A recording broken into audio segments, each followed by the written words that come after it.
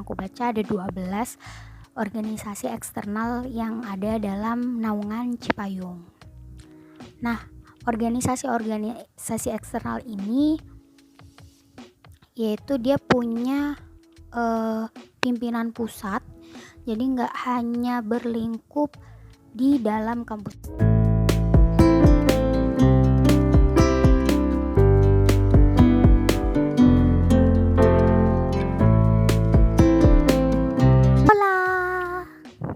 Assalamualaikum warahmatullahi wabarakatuh.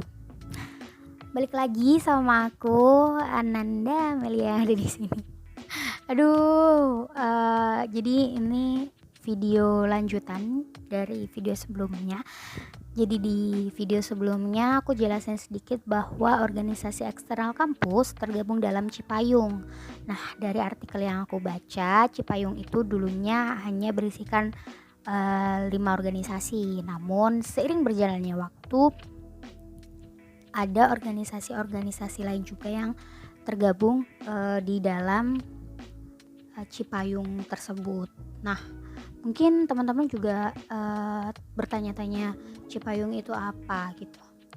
Nah, Cipayung ini adalah suatu wadah untuk bertemunya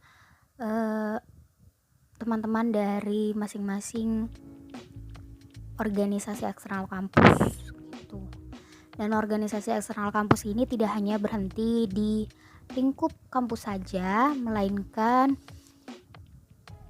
dia juga lebih ke ranah politik ya menurut aku gitu.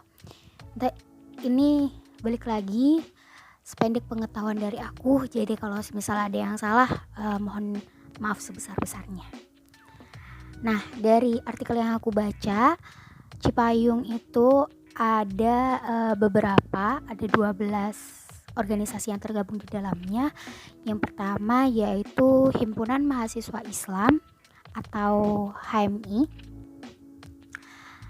Lalu selanjutnya ada Pusat Gerakan Mahasiswa Kristen Indonesia atau GMKI.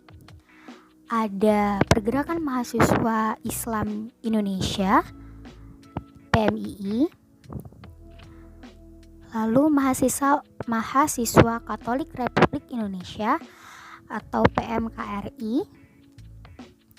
Yang kelima ada Mahasiswa Hindu Dharma Indonesia atau KMHDI. Yang keenam ada Ikatan Mahasiswa Muhammadiyah yaitu IMM. Yang ketujuh ada Mahasiswa Buddhis Indonesia atau Hikmah Budi. Yang kedelapan ada Mahasiswa Nasional untuk Demokrasi atau LMND. Yang kesembilan ada Pelajar Islam Indonesia atau PBPII. Yang ke-10 ada Himpunan Mahasiswa Persatuan Islam atau Himmapersis. Yang ke-11 ada Kesatuan Aksi Mahasiswa Muslim Indonesia atau biasa disingkat dengan KAHMI. Yang ke-12 ada Gerakan Mahasiswa Nasional Indonesia. Nah, itu dari artikel yang aku baca ada 12 organisasi eksternal yang ada dalam naungan Cipayung. Nah, organisasi eksternal ini yaitu dia punya pimpinan pusat, jadi nggak hanya berlingkup di dalam kampus aja. Jadi secara garis besar setiap organisasi ini akan memiliki jajaran sampai jajaran tertinggi, kayak bukan jajaran ya, lebih ke tingkatan gitu. Jadi ada tingkatan kampus, mungkin lebih kecilnya ada tingkatan fakultas, lalu setelah fakultas ada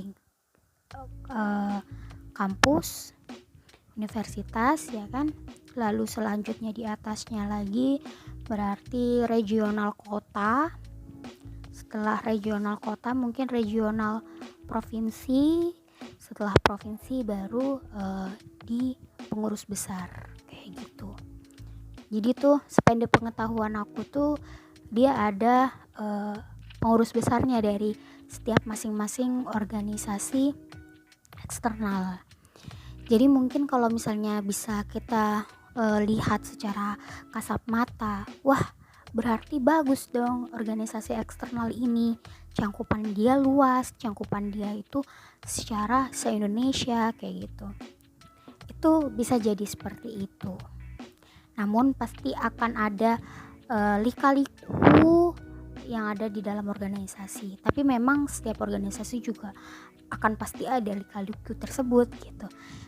Jadi dinikmati aja permainan dari organisasi. Bukan permainan ya, kita lebih mudahnya itu proses gitu. Jadi setiap organisasi pasti memiliki prosesnya masing-masing.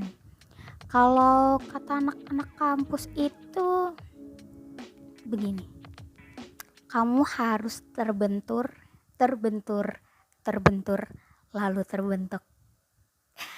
Jadi buat teman-teman yang sekarang lagi bingung banget mau gabung organisasi eksternal apa, kalian bisa cari tahu mulai dari sekarang bagusnya ikut organisasi eksternal apa ya, dan kebermanfaatannya apa ya.